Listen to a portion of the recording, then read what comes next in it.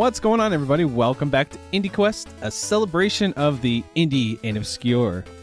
Your home for indie video game talk. This episode's going to be all about indie video game music, and I'm one of your hosts, Josh.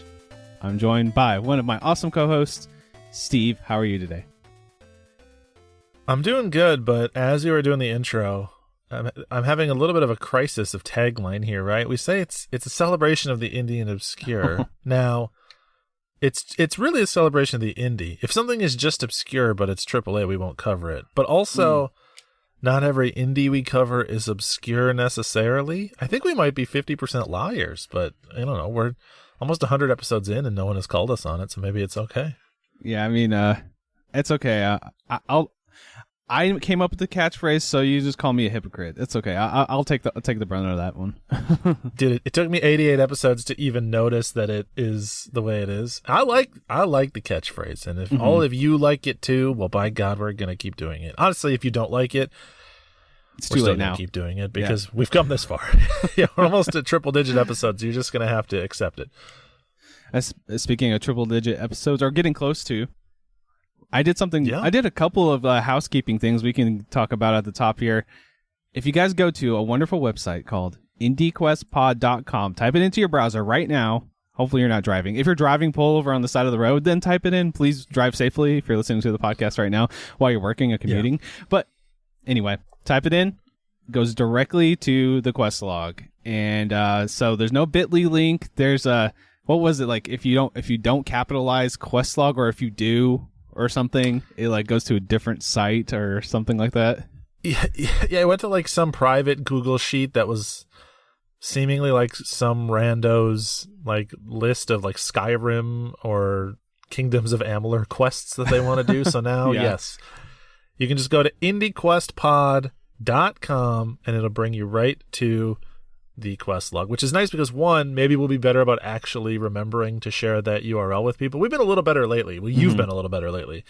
I've been terrible the whole time, but we can at least have an easy way to point people towards our quest log so you can see every game we've ever talked about on the show. And two, who knows, down the line, we might be able to beef that site up a little bit and start adding in some other stuff too, in addition to just that. But at least for now, it is a direct quest log link, and it'll be really, really helpful for people. Yeah, it's a redirect. I mean, ideally, I'd love to have like a landing page where it's like, here's the quest log on one section of it. Here's some like social media stuff. And maybe if we ever decide to do streams or YouTube videos or whatever, that will be there. Or, your YouTube, personal YouTube, just have stuff on there that's related to us. I think that'd be cool. Some Polymedia stuff as well. But for now, simple, easy, just straight to the Google Doc and the ever-growing list that's not allowed to be changed log thing. Yeah, so the set in stone log. I think I still technically, from one of the like quiz shows we did, I think I still technically have like the right to change one thing on the quest log that I've never actually done. So I'm just waiting. One of these times, maybe I'll do it live. I'll live veto one of your choices. You'll try to put a game on the main quest, and I'll be like, striking it down. It's going on the side. It's a side quest. And then one more thing. It's not that big of a deal, really, because it's kind of like Google switched from Google Podcast to YouTube Podcast / YouTube Music. So basically, YouTube has IndieQuest on it now. So all the audio episodes are up there, and then going forward, the audio episodes will automatically get added to that YouTube channel. It's just at IndieQuest Pod as well. Just keep it easy. IndieQuest Pod everywhere. And if you go to there, you can pull it up in a second tab, go to YouTube Music, and have the podcast there. And it just gives people more options and avenues to listen to the show.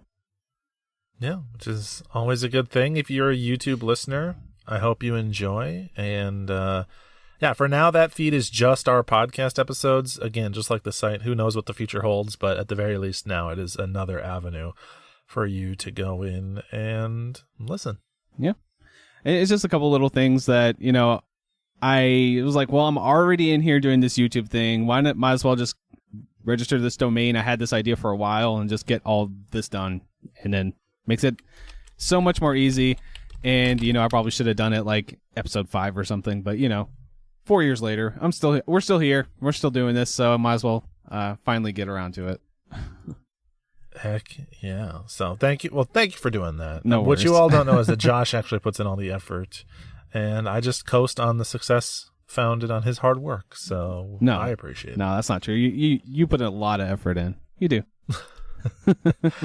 Well, okay. Speaking of someone that put a lot of effort in, first off, hello everyone, welcome. This is going to be an IQ OST episode, so we brought some banger indie tracks for you to listen to. But before that, we have an email here. We have a second opinion from a listener of the show that we want to read off, which we always love to hear. You know, our critical authority only goes so far. We like to know what you all think of games that we've covered, games that are on the quest log, and at our placement thereon. So this comes in from our good friend Potomax, who says, "Sup guys, Potomax with a second opinion again.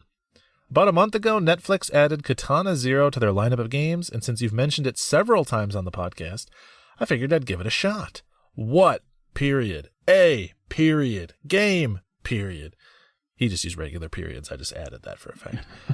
Says, "Plowed through the game in a weekend. It's not really long, but still.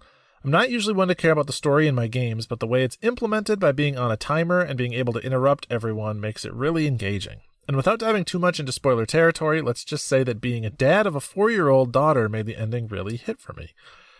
So the deep dive of the game wasn't that deep given it was presented on the first IndieQuest, but I agree on its main quest status. Like I said, the storytelling is incredible, themes are mature without being a farce. The gameplay is one of the tightest 2D action gameplays I've ever seen. The structure works very well with short, intense levels.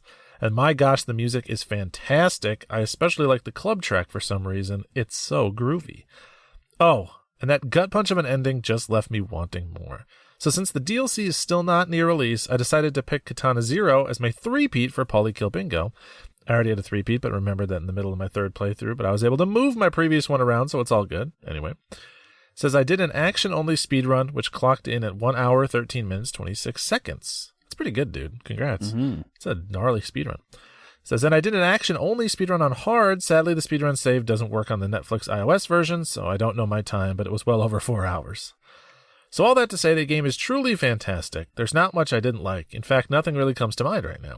And thanks to you and the quest log, I might not have played it otherwise. Cheers, Potomax. Well, Potomax, first of all, thank you so much for the detailed overview of the game. Honestly, he probably covered it in more detail than we did on that episode. If you all go back to the very early days of IndieQuest, when it's just Josh and me, scrappy out here on these podcast streets, we used to bring 2 games each per episode. That's 4 games per episode with just 2 hosts. And our episodes were shorter than they are now, with 2 to 3 games on them. So we were burning through games. So I appreciate Potomax giving it a little more time to breathe. Yeah, I think we were like giving each game less than 10 minutes, or maybe even 5 minutes. Like, oh yeah, the game is a 8-bit game or 16-bit with hack and slash. You kill people really fast, and it's pretty cool. Main quest, 2 thumbs up. All right, I brought another game. You know. That's why whenever people ask me, what's a good introductory episode, I don't say start at the beginning. I say just listen to the most recent one. Mm-hmm. Yeah, I think that actually that's just anybody with a podcast. You're like, don't. Well, you were buggy there. Oh, was I? Am I good? You're getting caught up now. Yeah, hang on a sec. That's weird. All right, hiya. 2 + 2. 4. All right, that wasn't so bad. You're mostly back. I don't know. We maybe we just got a new TV. Maybe it's hogging some of the bandwidth here. We'll see. If you need to turn your camera off too, that's fine. If it'll help. Okay.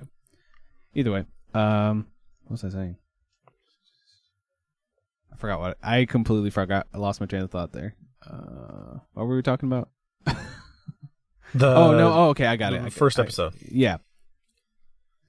Well, anybody with a podcast will tell you to not go back and listen to the first episode because you learn a lot, just like anything you do, right? It's like, I don't know. I'll say go ahead and go listen to it, but obviously it progresses and I knew Steve, but we hadn't really talked too often really before the podcast, right? We were just like, oh yeah, I knew you online a little bit here and there. And then all right, let's do a podcast for years, you know? So, so you kind of get that banter that kind of, and then, you know, just the friendship forms there, and we talk a lot better back and forth, you know, if we don't have any internet problems. Yes. Exactly. Yeah, for real, yeah. And I'd never been on a podcast either, so I was finding my feet. But yeah, all that to say, Potomax, I'm glad you enjoyed the game. I've mentioned this several times on the show, but Katana Zero is kind of one of those. It's one of the big games I would say that I got halfway through and dropped for no good reason. In my mind, there's like 5 of these, some indie, some not, that for whatever reason I was having a good time. I was playing through it. I was liking what I was playing. And then probably just another game came out. I got distracted, you know, Elden Ring DLC, whatever it might be that happens in your life. And I never actually went back to it, and now it's been so long that I probably need to restart it. But I remember really liking what I played, and everything that you described I liked as well. So yeah, I mean, obviously I brought it. I love the game. It's been since the first episode, and before that, since that game came out. So before, like, I think this was a 2018 game or something like that, and he still hasn't put a DLC or a sequel. Honestly, I think this is like the Silk Song thing where he started as a DLC, but now he's like, no, I have so many ideas. I got to make a sequel. And he just hasn't announced it yet. I'm pretty sure that's most likely what's going on with this one. So, yes, obviously, fantastic, wonderful game, which I think about sometimes just revisiting since it's like 5 hours long. And I suggest you play it even on a stream or when you get around to it. I know there's a million games. So, hey, we always have second opinion episodes, so I might dust it off yet. Mm-hmm. Well, it's an IQ OST. If you guys haven't listened to one of these before, we kind of just chill, listen to some indie video game music, and just share our thoughts and opinions on it. And that's pretty much what the episode's going to be.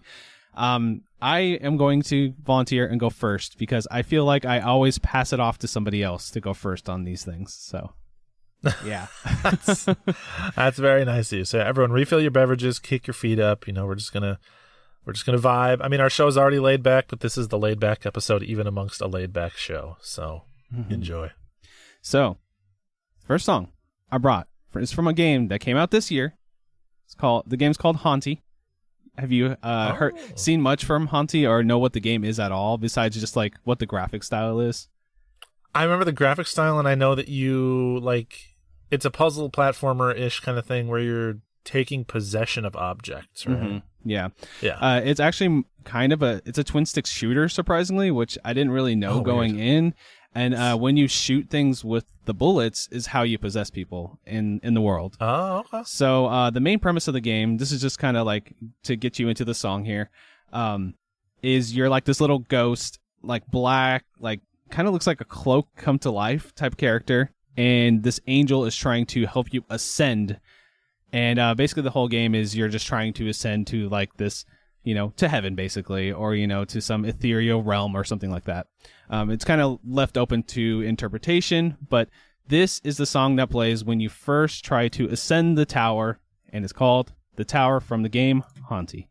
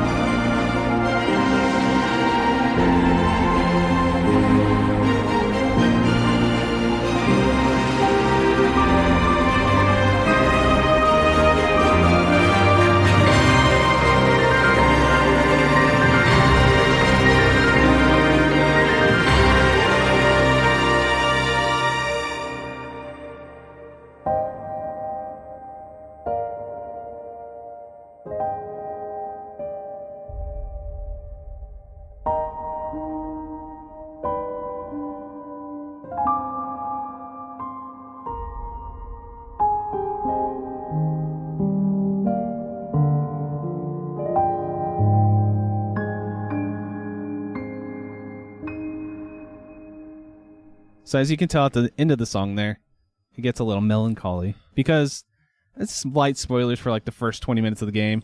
The first ascension doesn't really work out, and basically the whole premise of the game is you're trying to, remember your past through collecting star shards, and then when you collect them, you have little memories that play, which levels up your character, and then slowly but surely you get more memories that will make that ascension work down the line, right? It's a kind of a basic premise of a game, but the music and the presentation of this game is what really stands out, and that's a really good snippet and example of some of the music in this game.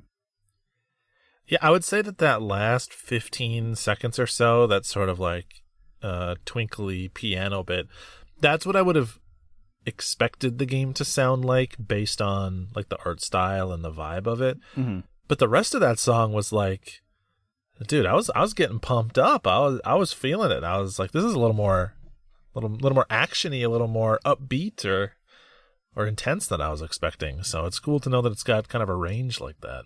Yeah, it has a lot of playful energy to it. I think this game, it's very emotional, like you can tell from the song, and then it has a lot of that. Depending on where you're at, it has a little bit of a more jaunty songs that'll play, and then it has some kind of like more melancholy like that, and more like bombastic moments too with some of the boss battles and stuff. Definitely a game to check out, if anything, just for like the art style and the music. Really, the gameplay is pretty solid, but I would say that's the main draw here for me for Hanti. Yeah, and it does look great. I'm sure folks that have seen this in directs or Summer Games Fest or wherever will recognize it. So, Dude, good pick, good way to start us out, and relevant because that's a 2024 game. Mm-hmm. So. I do have some 2024 games coming up. My first one is not from 2024. My first one has no connection to anything. It's just completely out of left field. Okay. So this is not a game that came out this year. This is not a game that we have ever brought to the show. I don't know if we've ever really talked about this game on the show. It's probably come up in passing here or there. A lot of games do. But I just picked it because it's a soundtrack in a game that I really like, and I would happen to be listening to it a week or two ago, and I was like, dude, I gotta bring a song from this game, and this is the one I chose. So this is a song called Cargo Hold from the game Crosscode. And I chose this honestly not because like I think this is the best song on the soundtrack or anything like that. It's just freaking good. It's just really it's representative of what I think the vibe of this game is in a lot of ways. So we'll talk more at the tail end, but for now, everyone enjoy Cargo Hold from the Crosscode soundtrack by Deniz Akbalut.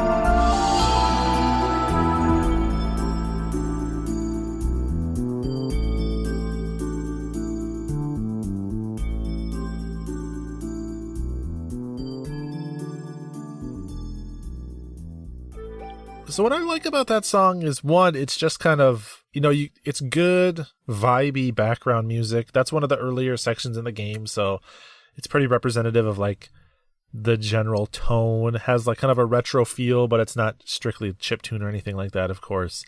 And to my ear, I don't know, something about it has this kind of like PC Engine, Sega CD, Sega Saturn quality to it that is very much my jam, right? And so, great game, and I think that is just a really pleasant, good track off of a very pleasant, good OST. Yeah, it has the feeling that you're in a cave. Like the song makes you feel like you're in a cave, which is always cool. It has that echoey like background, like that sound, in the background. It just it's soothing. So I could see this being something that you would play in the background while you work. Background beats the vibe to or whatever. So definitely a really, really solid and relaxing track here. Yeah, definitely one that is worth revisiting when you need to just unwind. But what's your next one? What do you got for me? Totally the opposite. So there's a couple of tracks I picked today that are songs that you don't really hear because you're stressed out playing the game. So there's two songs that I picked today. Have you ever played the game? That's a good theme, right? I figured that'd be a fun one. Have you ever played the game Super Hexagon? I have, yes. So Okay. I have an idea what you're talking about. It's fun. You say songs that you're too stressed to hear. People always are like, "Oh man, all the boss themes are so good in Bloodborne and so good in Elden Ring," and I'm like, I have never heard one of those songs in my life. Yeah, you're my like brain focused filters on that yeah. information out. Yeah, so but yes, I have played Super Hexagon. Yeah, so Super Hexagon, I picked the song that is the Hexagonist, which is the hardest level in the game. I remember playing this and getting within 3 to 4 seconds and dying multiple times, maybe hundreds of times. So basically the premise of the game, just if anybody hasn't seen it, it's it's like a tunnel of a hexagon that goes in, and you have a cursor that you're trying to go through like the openings of the tunnel as it's like sucking in on. It's easiest to like look at some gameplay, but that's pretty much the best way I could describe it. Very you might have a seizure while watching it because it's like very flashy and like very in your face, this game. But this song is a banger that you really probably won't hear more than like 10 to 15 seconds of unless you're really good at this game. So the track is called the Hexagonist stage theme from Super Hexagon.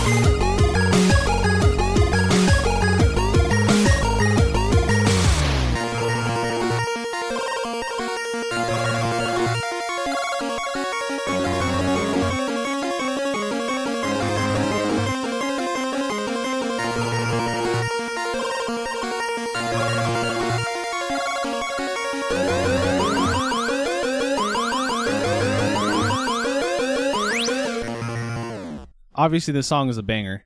It does a really cool thing that it does, like the stereo part of it, where it like kind of shifts between left and right. There's just so much stuff going on in both of your ears. So when you're playing this game, you're like, hands are sweating because you're trying to like just move this little cursor as these like hexagons are just, and it's to the beat of the music. So it's that BPM coming at you, trying to just like maneuver this little tiny cursor around the hexagons. It's so stressful. So you might know the song, but you probably aren't paying that close of attention to it, really, you know?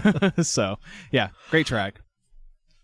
Yeah, really good at capturing the like panicked, barely staying ahead of death type of energy of that game. And yeah, folks might know Chipsel, who's the composer of that song, might know them from more recent games like Dicey Dungeons. So that's cool. Awesome. I was looking up and surprised that Super Hexagon is already 12 years old. No, it's not. It came out last year. Yeah, I would believe 4 years ago, but 12? Yeah. Oh, boy. All right. That's like a different lifetime. I was a different person when that game came out, you know? Entirely, yeah. Almost unrecognizable from my current self, so it's just interesting to see. But yeah, great pick, dude. Very high energy, very good. Mine is not quite as high energy. Now, it's not low energy, but like after that, like that was like a sugar slam, right? And now we're going to have like a nice, I like a croissant or something, right? With like a little sweetness to it, but like a tasteful sweetness. So this is my first of a couple games that I'm bringing from 2024. This is a track from Lorelei and the Laser Eyes.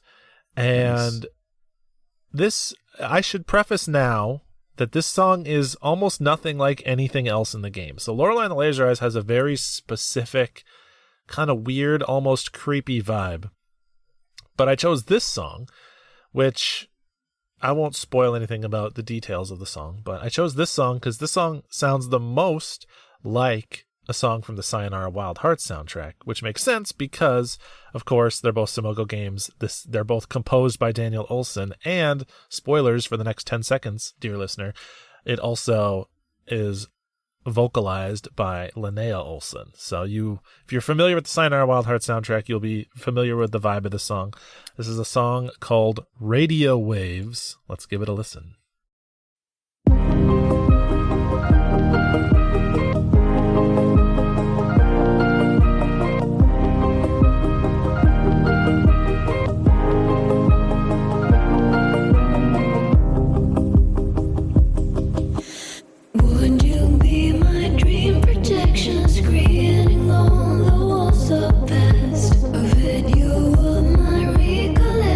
Magic picture show broadcast.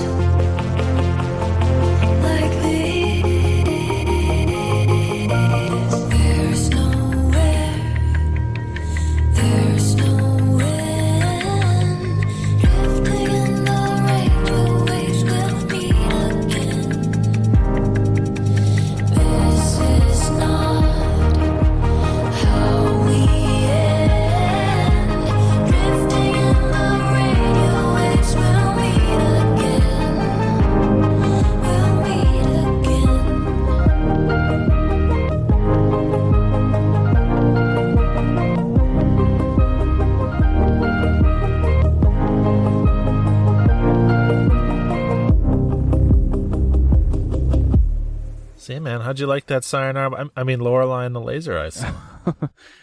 Very much a similar vibe, which I know the game isn't that. I don't know if you could say this without spoiling it. Is it like a special moment in the game this happens that you can talk about, or is it something you can't without spoiling anything? I can. I don't think it's that big of a spoiler, but if people are really, really hypersensitive to any details about Lorelei and the Laser Eyes, skip ahead 30 seconds. I'll give you a second to do that. All right, they're all gone. I hate those people that skipped ahead. No, that song plays during the end credits. Okay, that makes sense. So it won't. Not that the lyrics really mean anything, or you'll get anything out of that, but that's where you hear it. Yeah, it really just feels like a B-side from Sayonara Wild Hearts, which is not a bad thing, you know. And like it's very much a Steve song, right? It's a song that I can see you playing like in your car, blasting, driving down the road. So. Yeah. Yes, very much my vibe. So great track, great game. Highly recommend. Yeah, it's definitely one that's, the more I think about it, the more I'm like, okay, we're over halfway through the year now. I need to get around to at least giving it the actual old college try and buying it and playing it. And yeah, because I know that's going to be a conversation at the end of the year, like game of the year time, right? Most likely. I mean, certainly it is one of my favorite games that I've played so far this year. Yeah. So, really, really good. If folks want to hear us talk more about it, I featured that on our last episode. So you can go back to listen to episode 87 and check that one out. Yeah. Great track. Just makes me want to play the game more.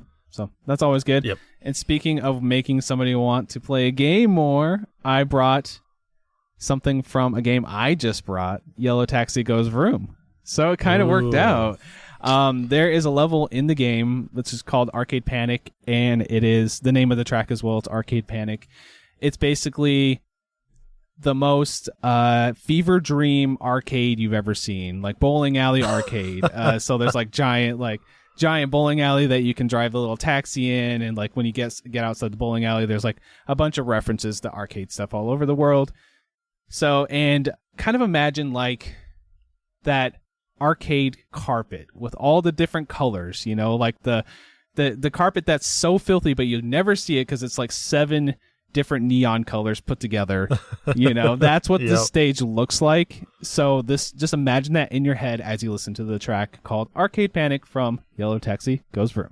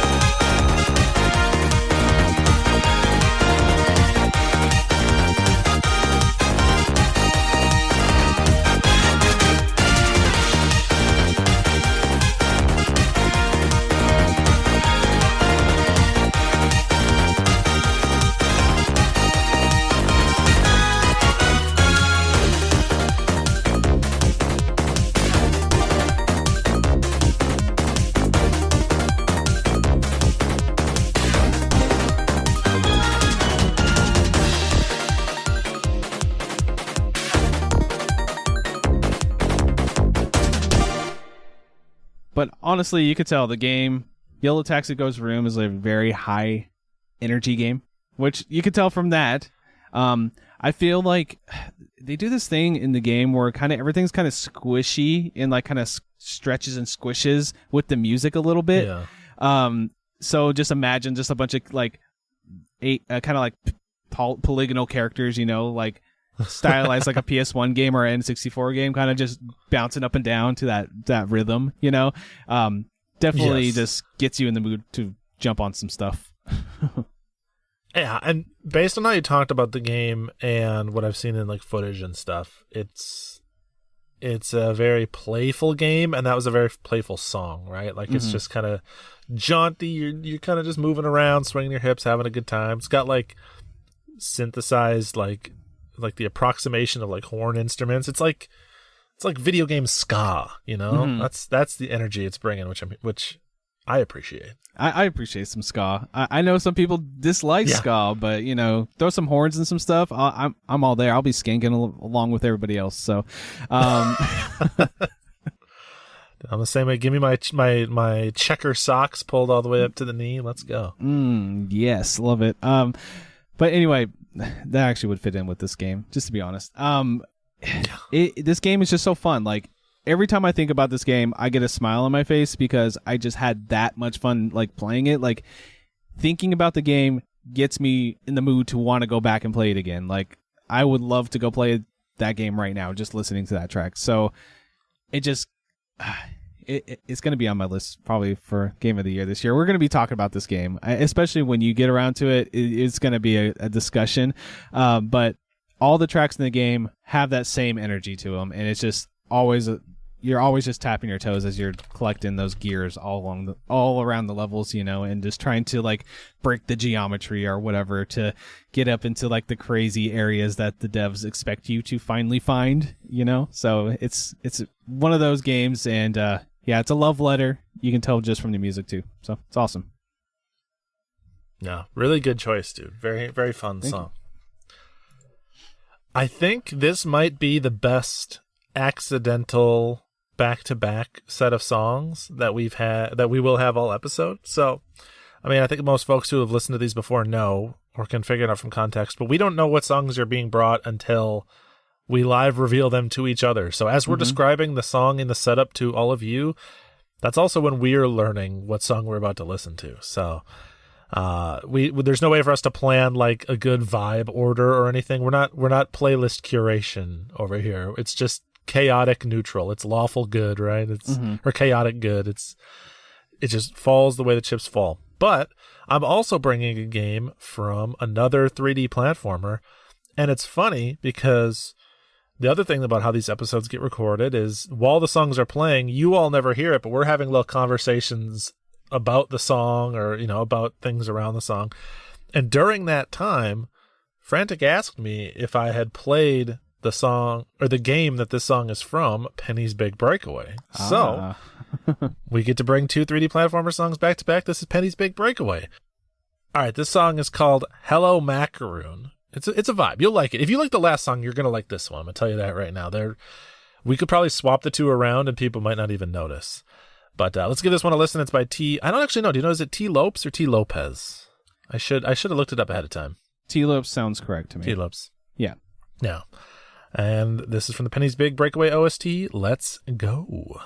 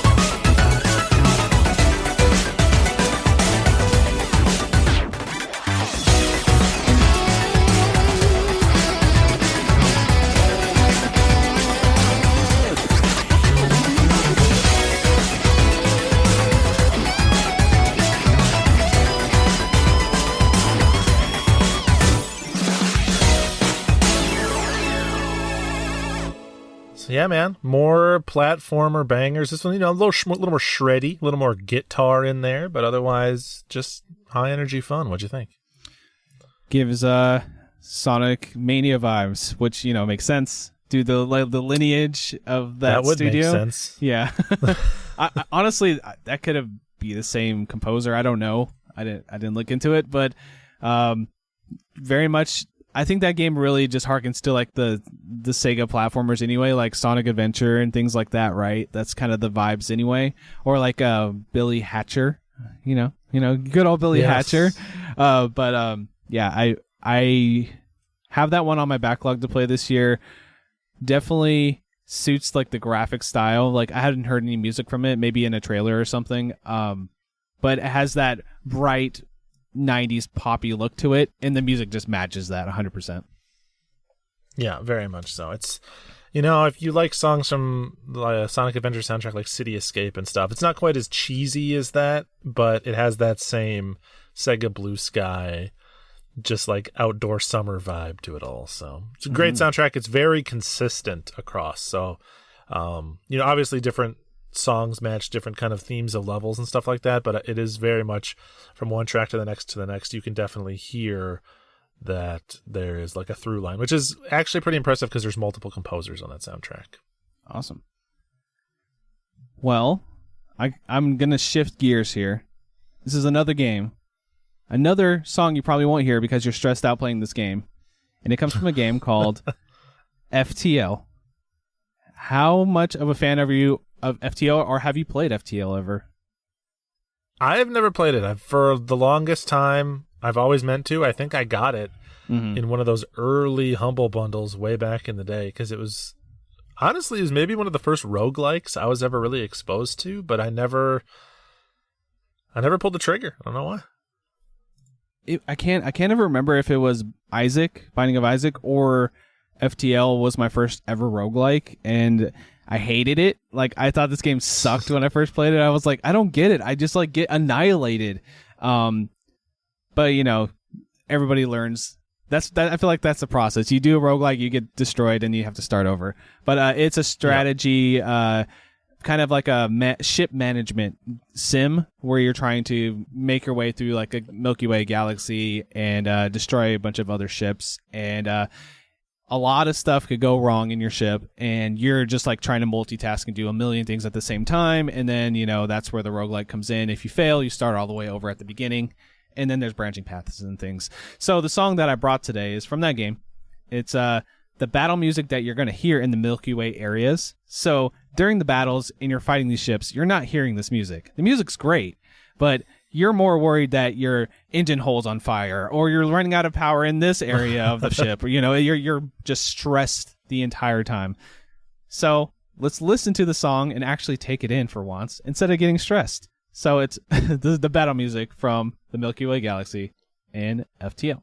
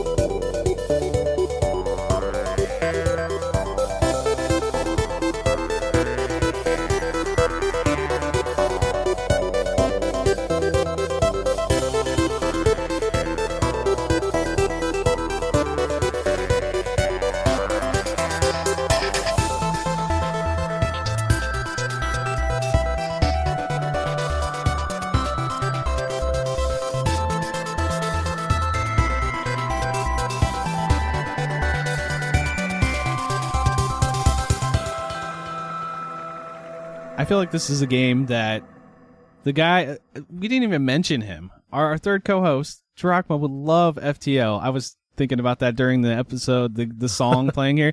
He loves Into the Breach. It's the same studio, Subset Games.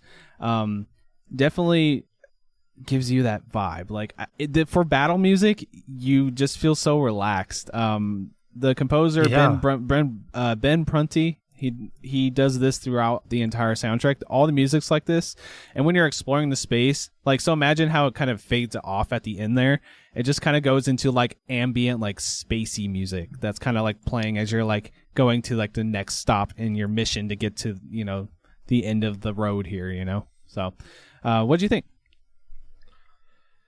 It was much more relaxed than I would have expected. It was almost kind of like the Crosscode song that we listened to earlier, where I was just kind of like, yeah, I can get some work done listening to this one in the background. So it does not scream to me, you know, oh God, we're losing air pressure in the escape pods or whatever. It's much more calming, which is maybe good. Maybe that's the effect that they're going for, is to try to chill you out while you're otherwise panicking at 100 out of 100 tension. Right. It is like one of the comments was like, oh, so that's what this song sounds like when I'm not screaming no at the screen, you know. It's pretty much what the I think that is very purposeful. The entire game has music like this, but it is a very high pressure game, because if you lose, you got to start over. You know, it's a roguelike, so you don't want to fail this big battle scenario. And so definitely, if you like Into the Breach, like I know a lot of people will probably know that touching point. I would say go back and try this game out, because a lot of that same DNA is there. I personally have played FTL, but I haven't played Into the Breach, but I know for a fact that DNA is like right there. So if you're into that style of game, definitely check it out. Yeah, no, I really like that. It made me want to go back and play the game even more. So good pull. Yeah. Good pull. Thanks. Well, we're kind of going to go in the opposite direction, not so much in terms of vibe, but we've listened to a couple of songs here where you might not even recognize them because that part of the game was so stressful. This is the exact opposite, where this is a song you're going to have to hear a lot, and thank God it is good, which is not easy to do, because this is a track from the game Baba Is You, which is a very difficult puzzle game. Very good puzzle game, very great puzzle game, actually one of the best, maybe the best.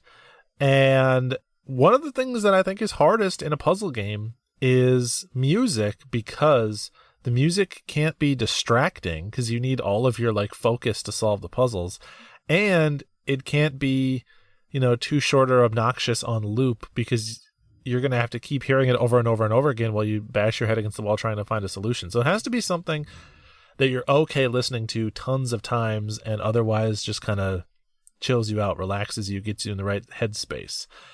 So this is a track called Wall Is Stop. It's actually from one of the earlier parts in the game, so you wouldn't maybe hear this one as much as some of the other tracks, but yeah, it's a track called Wall Is Stop. It's from Baba Is You, and it's by RV Tikari. Let's give it a listen.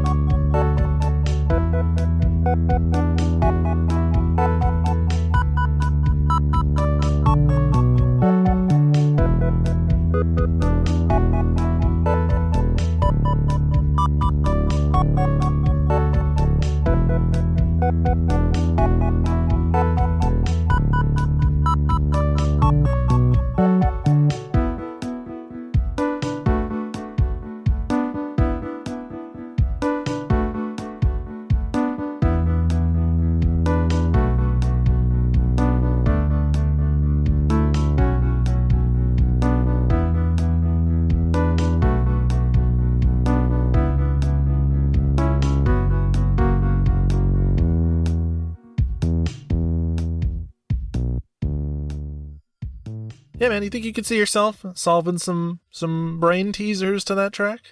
Yeah, it gives me oh man, I had it in my head. What's those DS brain teaser games? Brain Age? Brain Age. It gives Brain Age vibes. Professor Layton. Brain Age more than Layton, Age, but okay. yeah, it gives me that vibe for sure. Like I feel like that would be on while I'm solving some puzzles in that, or it's doing Sudoku puzzles. If the New York Times app had a song, the Wordle app had a song, that would be playing. So it does give puzzle game vibes, but I loved it. It had a really nice driving like bass beat. Kind of keeps you going. Nice chill vibe. Like, no, take your time, solve the puzzle. No worries, we're gonna get it. You're gonna figure it out. That's the feeling I get listening to that song. So very well done. Yeah, it's almost like, what if elevator music was good and listenable and not just generic? But yeah, all the instrumentation is really like soft and gentle with you, and I like it has some quality where all the instruments are like spread out on the track, so it's like at any given time at any snapshot you're only hearing one instrument, like just one snare hit or one bass hit or one note, and so your brain isn't processing too much complexity all at once. Right. Yeah, you don't want to be listening to the Super Hexagon song while you're trying to solve a puzzle. You know what I mean? So, yeah, very much. It works for the context, and it was really, really relaxing. So, hopefully everybody enjoyed that one. I do have my final pick today, though, and it's from a game I actually brought to our Bargain Quest episode. So, it's a track from Snake RX, so SNKRX, so Snake RX, easy to say, hard to remember how to spell. But this track is called Firelight. This is my favorite song. Every time this song comes on, I gotta like crank up the music. It's kind of randomized when these tracks play, because it's like it's a snake. If you guys didn't hear the episode, it's a snake game where there is like battling elements to it. It's a little more complicated than that. I forget what episode, whatever the Bargain Quest episode was a few episodes ago. If you're curious about that game, give that a listen. but it's basically one of those games where you're going to be doing a lot of the same things, so the music has to be really good and amp you up to want to play more, and this song really does that. So the song is called Firelight from Snake RX.